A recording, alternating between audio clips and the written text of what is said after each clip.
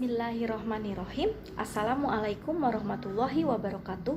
Bertemu kembali bersama Sukma Muti hari ini. Saya adalah ASN di Dinas Pendidikan Provinsi Jawa Barat, bertugas sebagai guru kimia di SMA Negeri 10 Kota Tasikmalaya. Dalam kesempatan ini saya akan menyampaikan bahan ajar dari materi kimia kelas 11, yaitu tentang asam dan basa.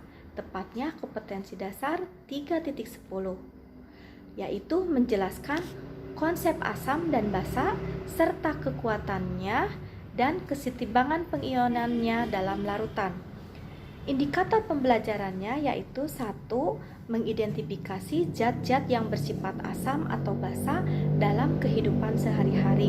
Konsep dasarnya yaitu tentang ciri-ciri asam dan basa. Ini sudah dipelajari di SMP. Yang kedua, indikator yang kedua yaitu membandingkan konsep asam basa menurut Arrhenius, Bronsted-Lowry, dan Lewis. Menurut Arrhenius, bahwa asam adalah jika dilarutkan dalam air maka akan minghasilkan ion H+, sedangkan basa jika dilarutkan dalam air maka akan menghasilkan ion OH-. Berdasarkan Bronsted-Lowry, bahwa asam adalah donor proton sedangkan basa adalah akseptor proton. Sedangkan berdasarkan Lewis, bahwa asam adalah akseptor pasangan elektron dan basa adalah donor pasangan elektron. Yang indikator yang ketiga yaitu merancang percobaan membuat indikator asam basa dan dari bahan alam. Bahan alam yang digunakan untuk asam basa itu biasanya mahkota bunga, bisa dari bunga mawar, bunga trompet, bunga sepatu, atau bisa dari kol ungu dan lain sebagainya. Pokoknya bahan alam yang bisa membedakan pada suasana warnanya tidak sama pada suasana asam dan suasana basa.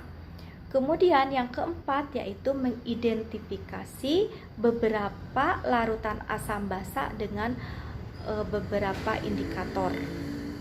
Nah, indikator ini teteskan dengan larutan indikator, bisa contohnya dengan metil merah, BTB, bromthymol blue, phenolphthalein, dan lain-lain. Kemudian indikator yang kelima yaitu memprediksikan pH larutan dengan menggunakan beberapa indikator. Jadi kita harus tahu dulu indikator macam-macam indikator larutan, kemudian trayeknya. Di situ kita bisa memprediksikan pH larutan. Kemudian indikator yang keenam yaitu menghitung pH larutan asam kuat dan larutan basa kuat. Asam kuat bisa dihitung dulu konsentrasi H+-nya yaitu sama dengan X kali Ma. X-nya itu adalah jumlah H+. Kemudian Ma-nya adalah molaritas asam. Baru bisa menghitung pH. pH sama dengan min log konsentrasi H+.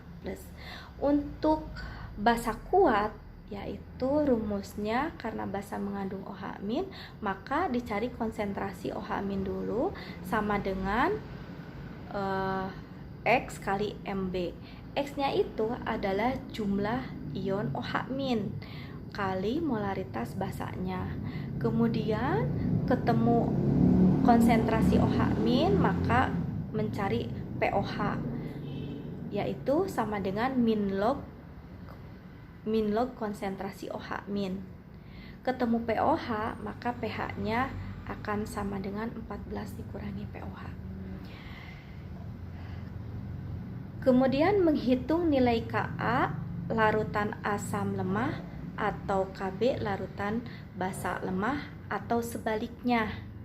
ya, yaitu dari rumus dasarnya adalah H plus sama dengan, untuk asam lemah H plus sama dengan akar Ka kali Ma. Untuk basa lemah adalah OH min sama dengan, konsentrasi OH min sama dengan akar Kb kali Mb.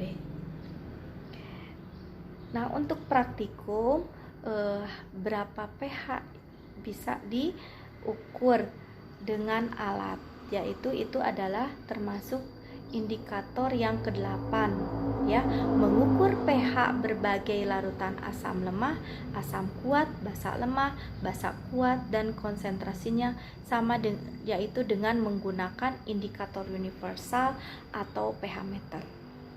Itulah yang akan dipelajari untuk semester depan, bahan ajarnya yaitu asam basa. Terima kasih atas perhatiannya. Wassalamualaikum warahmatullahi wabarakatuh.